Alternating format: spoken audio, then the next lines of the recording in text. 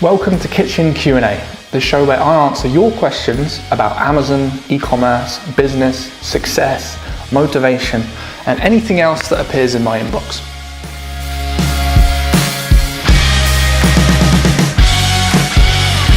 Hey, how's it going? It's Ollie here. Very warm welcome to Kitchen Q&A. So I've got some awesome questions from you guys today. I want to get through them, give you some answers to help you move forward with your Amazon business. So we've got a question here from Jordan who asks, I would ask, what are the main problems you came across in your Amazon business and how did you overcome them?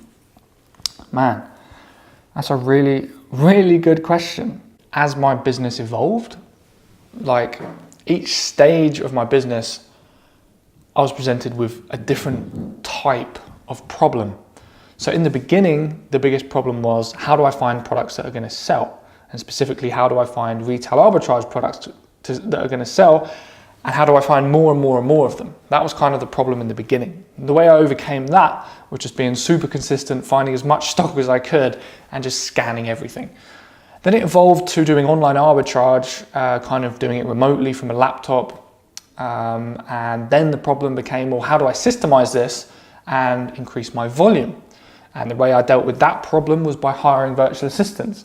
And then that problem evolved into, okay, now my virtual assistants, can be unreliable. Sometimes they quit. Sometimes I need to train them. And then you deal with that problem by just becoming better at hiring and training people. And then it evolved to private labels. How do I find products that are going to sell? Then it's a question of good product analysis, testing products before you import them. And currently, my main problem is, how do I keep up with all the private label products I want to import and maintain a good level of cash flow? So that gives you like an idea. I think, to be honest with you, when you're running a business, every day you have new problems you have to encounter. And the key isn't just necessarily being really good at one skill. It's being able to be creative and see like problems as fun challenges that you have to beat. I think that's one of the keys to being successful. As your business evolves, you'll deal with new problems like with every stage, and it's just about having fun with it, focusing on the results you want to get rather than all of the work that you've got to do.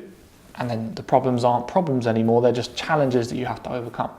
So I hope that answers your question, Jordan. There isn't one particular problem there, but they change as your business grows. Corina asks, how much do you need to start a private label business? Great question. So again, it depends on the products you want to import and loads of other factors, but you need like at least a few grand really to get moving properly. So what I would do is look at how much money you can budget and then try and find products that you can import and sell successfully that will fit within that budget. Okay, so a few grand, definitely 2 or 3K, I'd say minimum. But beyond that, it depends on the product you want to import. Cheers for the question, Corina. Janis says, hope I pronounced your name correctly, man. What's the fastest way to reach my targeted goals? Good question, man. So that one's a little bit tough to answer because it's relatively broad. To be honest, it's working as hard and as smart as you possibly can. That's literally it. Work super, super hard, put in as many hours as you can. Work smart, stay really educated, get as much information about selling on Amazon as you possibly can, and just immerse yourself. Devour content, watch all my videos, listen to all my podcast episodes. And so you're not missing out on key information to help you scale faster. Do both those things, take consistent action, and that's really all you need to get to be successful. Now, it's a lot easier said than done, obviously, but yeah, those are the main elements, man, to be honest with you. Cheers to the question, Janis. Keith says, if there's one essential thing you would tell someone trying to get their private label product off the ground, what would it be? One essential thing. Great question, Keith. I think it would be go with your gut. That's probably the one essential thing. So take all of the data that you can gather about whether your product's going to sell well, the levels of competition, the demand in the marketplace, whether you're filling a gap, whether the product's going to be a hassle or not. Take all that raw data, and you'll probably have a few products that you could import that that meet all of this criteria. When it comes down to it, they probably will all perform well, but the only thing that's going to be left is how you feel about each product. So when it comes to that stage, I would go with your gut. And to add kind of another level to that, don't freak out before making a huge import.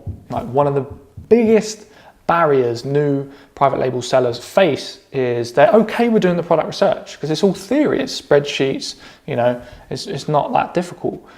What's tough is sending a bunch of money to a Chinese supplier that you've never seen or met. This is where people freak out, and this is like the deciding factor of whether your business is going to take off or not. So go with your gut and don't freak out when you send cash to a Chinese supplier.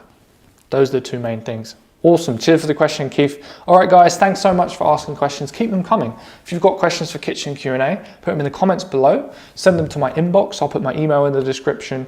And in the meantime, make sure you hit subscribe, hit the bell icon to get updates of new videos so I can help you grow your Amazon business.